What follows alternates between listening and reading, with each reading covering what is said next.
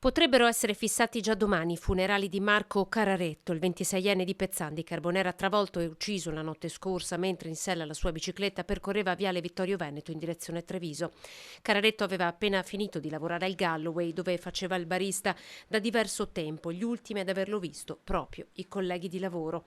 Don Luca Vialetto, parroco a Pezzan, riferisce di non essere ancora stato contattato dalla famiglia.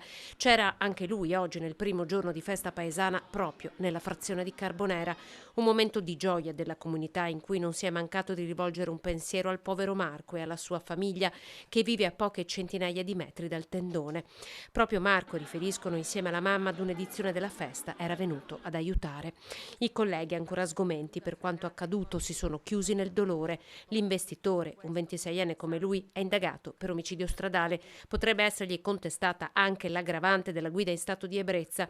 Fondamentali saranno le evidenze delle verifiche cinematiche disposte dalla Procura di Treviso, che potrebbero accertare se l'investitore fosse o meno al telefono al momento dell'impatto.